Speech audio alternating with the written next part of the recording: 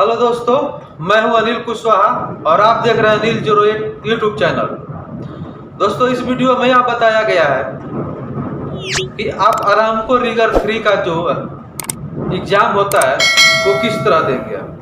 उसके लिए आपको क्या क्या तैयारी करना पड़ेगा। आरामको एग्ज़ाम देने के बाद फिर आपको एक एग्ज़ाम देना पड़ता है, वो किधर देते हैं, जो कि प्रैक्टिकली होता है। तो आरामको में 2 एग्ज़ाम होता है, एक रिटन और एक प्रैक्टिकल। तो किस तरह होता है, कहाँ पे होता है, उसके लिए हमें कौन कौन सी तैयारी करनी पड़ेगी। उसके बाद जो है आरामको रिगर का जो सैलरी होता है वो कितना होता है, आरामको रिगर का जो काम है वो क्या होता है। तो पूरी जानकारी इस वीडियो में आपको मिलेगा, तो बने रहिए हमारे साथ वीडियो के लास्ट तक और देखिए कि और जानिए कि आरामको रिगर का जो है काम क्या होता है, उसके लिए तैयारी क्या करना पड़ता है।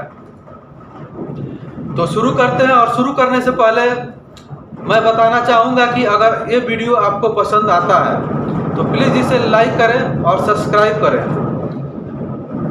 और जो बगल में बेल आइकन की घंटी दिख रही है उसे प्रेस कर दें, ताकि जो अगला नोटिफिकेशन हो वो सबसे पहले आपके पास पहुंचे, क्योंकि मैं इस तरह का ही जो वीडियो है हरदम बनाते रहता हूं। तो चलिए शुरू करते हैं।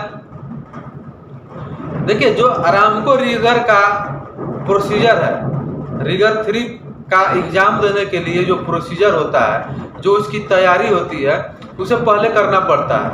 अगर आप आरामको रिगर का एग्ज़ाम देने जा रहे हैं तो आपको जो है, अगर वहाँ पे आप जाते हैं एग्ज़ाम देने के लिए, तो अंदर जाने से पहले, एग्ज़ाम देने जाने से पहले आपके पास जितना सामान रहता है, पर्स हो गया, टोपी हो गया, बैग हो गया, जो भी चीज़ है, यानी आपका जो हकामा है, वो हकामा सिर्फ छोड़ के जितना भी सामान है आपको जमा कर देना पड़ता है। मोबाइल हो गया, जो भी मतलब चीज़ है, सिर्फ आपके पास एक हकामा रहेगा। जो सऊदी का जो हकामा होता है वही आपके पास रहेगा, बाकी सब वो जमा कर लेते हैं। और जो एग्ज़ाम होता है ये ऑनलाइन एग्ज़ाम होता है, कंप्यूटर पे एग्ज़ाम होता है, तो इसलिए जो है इसमें चैम्बर टाइप का बनाया होता है, यानी कि एक चैम्बर में जो है एक ही जो है आदमी बैठेगा एग्ज़ाम देने के लिए। और एग्ज़ाम में बैठने के बाद आपको किसी से कोई बात नहीं करना है, किसी से कुछ डिस्टर्ब नहीं करना है। आपको अगर कोई उसमें क्वेश्चन आंसर या ऐसा कुछ भी जो है समझ में नहीं आता है, जिसे आप पढ़ नहीं पाते हैं या कंप्यूटर में कुछ ऑपरेट नहीं कर पाते हैं, तो वहाँ सिर्फ आपको अपना ऐसे हाथ उठाएंगे, तो जो उसमें एग्जामिनर होता है वो आपके पास आके आपसे आपका प्रॉब्लम पूछेगा। आप जो भी आपका प्रॉब्लम होगा कंप्यूटर से वो आपको बता देगा, लेकिन वो आपको क्वेश्चन और आंसर का कुछ नहीं बताएगा कि आपका क्वेश्चन क्या लिखा हुआ है, इसका आंसर, ऐसा कुछ नहीं बताएगा। वो सिर्फ कंप्यूटर से रिलेटिव अगर ओपन नहीं हो रहा है, कुछ प्रॉब्लम है, वो आपका सॉल्व करेगा। अब रह गया कि जो क्वेश्चन होता है, आरामको का जो क्वेश्चन होता है वो लगभग 35 से 45 तक का क्वेश्चन होता है, और इसका जो टाइमिंग होता है वो 1 घंटा का होता है। 1 घंटा में आपको जो है इतना जो क्वेश्चन है इसको सॉल्व करना होता है। क्वेश्चन में जो है आपको एग्जेक्टिव क्वेश्चन पूछेगा, पूरा जो है टोटल वही एग्जेक्टिव क्वेश्चन ही पूछता है। सिर्फ आपको जो है उसमें ट्रिक मारना रहता है। क्वेश्चन में 4 ऑप्शन दिया रहता है, A B C D। अब 4 क्वेश्चन दिया रहता है A B C D, उसको जो है आपको जो सही है उस पर ट्रिक मारना है। अगर आप पूरा क्वेश्चन कर लिए, आप उसको रिपीट कर रहे हैं, आपको ऐसा लगता है कि जो मैंने ट्रिक किया है ये क्वेश्चन सही नहीं है, तो आप उसको चेंज कर सकते हैं। जो आपका सही क्वेश्चन है, अगर आप उस पर ट्रिक करेंगे तो वो ऑटोमेटिक जो पहला ट्रिक किया वो कैंसिल हो जाएगा, और जो दूसरा पे ट्रिक करेंगे दूसरी बार वो ओके हो जाएगा। दूसरा होता है इसमें कि इसमें जो क्वेश्चन होता है, इसमें 3 तरह का क्वेश्चन होता है। एक आपको क्वेश्चन पूछेगा, दूसरा आपको कुछ फिगर दे देगा, रिगिंग टूल्स का, क्रेन का, कुछ भी जो है उसका जो है पिक्चर दे देगा, उसका फोटो दे देगा, और उसमें पूछेगा कि ये जो फोटो है, जो पिक्चर है, ये क्या चीज़ है, उसका 4 नाम लिख देगा। जैसे मान लीजिए कि क्रेन का एक पिक्चर दे दिया, क्रोलर क्रेन का पिक्चर दे दिया, तो क्रोलर क्रेन का पिक्चर देगा, और जो नीचे है वो पूछेगा कि मतलब ये जो पिक्चर है ये किस चीज़ का है, और उसके बाद जो नीचे है 4 ऑप्शन दे देगा। पहला लिख दिया बूम ट्रक, दूसरा लिख दिया चैन ब्लॉक, तीसरा लिख दिया हाइड्रोलिक क्रेन, चौथा लिख दिया क्रोलर क्रेन। अभी चारों में आपको जो सही और ट्रिक करना है, तो क्रोलर क्रेन का जो फोटो है, तो आपको जो है क्रोलर क्रेन जहाँ पे लिखा है वहाँ पे आपको ट्रिक करना है। तो कुछ इस तरह का रहता है। उसके बाद जो इसमें कुछ कैलकुलेशन भी रहता है। कैलकुलेशन में भी जो है 2 तरह का कैलकुलेशन देता है। पहला, अगर वायर रोप सीलिंग का कैपेसिटी दे दिया, वायर रोप सीलिंग का अगर कैपेसिटी दे दिया, तो वायर रोप सीलिंग का कैपेसिटी देके वो आपसे पूछ देगा कि जो है इसका जो है ये टूल एक चोकर हिच में इसका जो कैपेसिटी है कितना बनेगा, ये कितना टन तक का जो है लोड उठाएगा। दूसरा पूछ देगा कि जो लोड दे दिया 40 टन का, तो पूछ देगा कि जब 40 टन का लोड है इसमें कितना इंच का जो है सीलिंग जो है हम यूज करेंगे। तो ऐसे कुछ क्वेश्चन पूछता है। और जो आरामको में है उसमें टन पे नहीं चलता, उसमें एलबीएस चलता है। उसका जो कैलकुलेशन होता है वो एलबीएस में होता है। और जो उसका चार्ट होता है, जो सीलिंग चार्ट होता है, वो भी जो है एलबीएस में होता है। तो यह ध्यान रखिएगा कि जो उसका कैलकुलेशन होता है कभी भी टन में नहीं होता है, वो एलबीएस में होता है। वो आपको टन में भी पूछ देगा, केजी में भी पूछ देगा। लेकिन जो उसका कैलकुलेशन करना है, हमें पहले उस लोड को टन से या केजी से एलबीएस में कन्वर्ट करना है। कि कन्वर्ट करने के बाद ही जो है उसका कैलकुलेशन करना है। तभी जो है आपको जो आपके पास जो चार्ट रहेगा वो चार्ट से मैच करेगा। क्योंकि जब आप एग्जाम देने जाएंगे तो सिर्फ आपके पास एक चार्ट ही रहेगा, बाकी आपके पास कुछ नहीं रहेगा। रफ करने के लिए आपको पेपर भी नहीं मिलेगा, एक कैलकुलेटर मिलेगा और एक चार्ट मिलेगा, और सामने जो है आपके पास कंप्यूटर होगा। बस इसी में आपको जो भी करना है और जो सही जो क्वेश्चन का जो सही आंसर होगा उस पर ट्रिक करना है। उसके बाद ये जो एग्जाम जब खत्म हो जाएगा तो इसको आपको क्लोज करना है। क्लोज करने के बाद आपको 1 दिन के बाद या 2 दिन के बाद जो है आपका रिजल्ट आ जाएगा। रिजल्ट आने के बाद फिर 15 दिन 20 दिन के बाद जो है इसका प्रैक्टिकल होता है। प्रैक्टिकल जब प्रैक्टिकल में जाएंगे तो वहाँ पे आपको सबसे पहले जो एग्जामिनर है वो लोड दिखाएगा। वो 2 लोड देगा, कम से कम आपको 2 लोड देगा लिफ्ट करने के लिए। लोड दिखाने के लिए वो आपको ले जाएगा, लोड दिखा देगा। उस लोड का जो है कैपेसिटी वो बताएगा। वो आपको एक पेपर देगा, बोल देगा कि ये जो लोड है ये इतना टन का है या इतना एलबीएस का है, इतना केजी का है। वो आपको नोट कर लेना है। ऐसा 2 लोड देगा, दोनों का वो वेट बता देगा, आपको वजन बता देगा। उसके बाद सिर्फ आपको 10 मिनट टाइम मिलेगा, 10 या 20 मिनट टाइम मिलता है। इतने में ही आपको दोनों लोड का जो है कैलकुलेशन करके उसमें कितना इंच का सीलिंग चाहिए, कितना इंच का डिसाइकल चाहिए, चैन ब्लॉक चाहिए या नहीं चाहिए, कौन सा आप हिच लगा रहे हैं, वो टोटल आपको कैलकुलेशन करके उसमें राइटिंग करना पड़ता है। एक पेपर देगा आपको, वो पेपर में जो है आपको सब मेंशन करना पड़ेगा, जिसको लिफ्टिंग प्लान बोलते हैं। उस लिफ्टिंग प्लान में जो है आपको सब मेंशन करना पड़ेगा कि जो हमारा सीलिंग है कितने इंच का है, कितना इसका कैपेसिटी बनता है। जो हम हिच लगा रहे हैं वो हिच जो है कौन सा है, चोकर हिच है, बास्केट हिच है, ब्रिडल हिच है, कौन सा हिच है, वो हिच आपको मेंशन लिखना पड़ेगा। कौन सा डिग्री में आप उठा रहे हैं वो आपको लिखना पड़ेगा।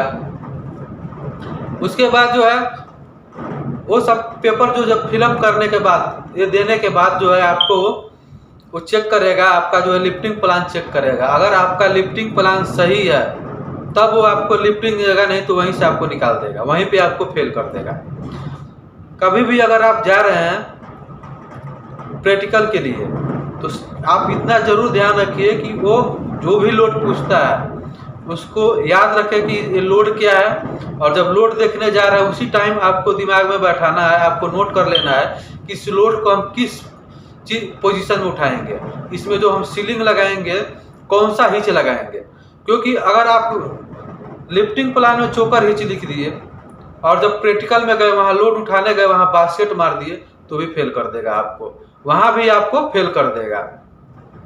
तो ये आपको ध्यान रखना है कि जो मैंने लिफ्टिंग प्लान में मेंशन किया है वही आपको प्रैक्टिकली भी करना है। और यहाँ एक और चीज़ होता है, मान लीजिए आप लिफ्टिंग प्लान में 3-4 का डिसाइकिल लिख दिए और जब वहाँ पे गए तो आपके पास वहाँ पे जो स्टोर जो वहाँ होता है वो स्टोर में 3-4 का डिसाइकिल नहीं है, वहाँ पे 7-8 का है, 1 इंची का है, ऐसा डिसाइकिल है। तो आपको जो है वो डिसाइकिल पहले नहीं लेना है। आप ये मत सोचना कि 3-4 का है, नहीं है तो मैं 7-8 का ले लेता हूँ, नहीं। वहाँ पे आपको एग्जामिनर को बोलना पड़ेगा, सर जो स्टोर में जो है 3-4 का अवेलेबल डिसाइकिल नहीं है, तो बोलेगा ओके नो प्रॉब्लम, आप दूसरा ले लो।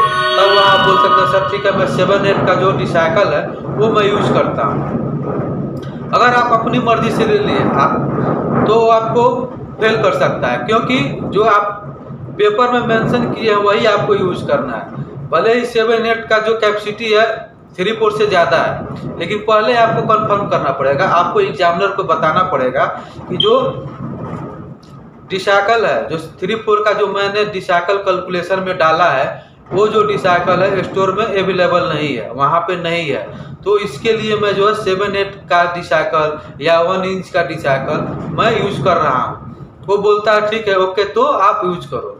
ठीक उसी तरह अगर सीलिंग है, आपने चोकर हिच के लिए 12 मीटर का सीलिंग ले लिया या 8 मीटर का ले लिया या 6 मीटर का ले लिया, जो भी आप लिफ्टिंग प्लान में लिखे हैं वो आपको लेना है।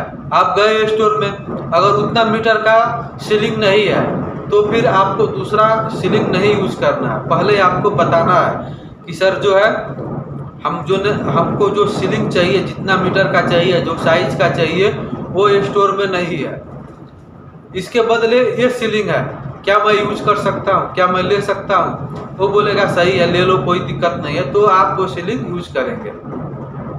और सीलिंग लेने से पहले, सीलिंग को लोड के पास ले जाने से पहले आपको स्टोर में ही वो सब चेक करना है, जो डिसाइकिल हो गया, सीलिंग हो गया, चैन ब्लॉक हो गया, आपको सब चेक करना है। इसका कलर कोड तो है, ये सीलिंग जो है जो डिसाइकिल है, जो चैन ब्लॉक है वो डैमेज तो नहीं है, इसका जो चैन ब्लॉक का जो चैन है, सेफ्टी लॉक है, ये सही है कि नहीं है, जो वायर ऑफ सीलिंग है वो बेंड तो नहीं है, कहीं डैमेज तो नहीं है, कहीं क्रैक तो नहीं है, जो डिसाइकिल है उसका थ्रेड तो सही है, उसका जो बॉडी आता है वो तो सही है, वो फैला हुआ तो नहीं है। यानी कि जितना आप टूल्स लेते हैं भाई आपको वहीं स्टोर में ही चेक करना है। अगर आप गलती से कोई भी टूल्स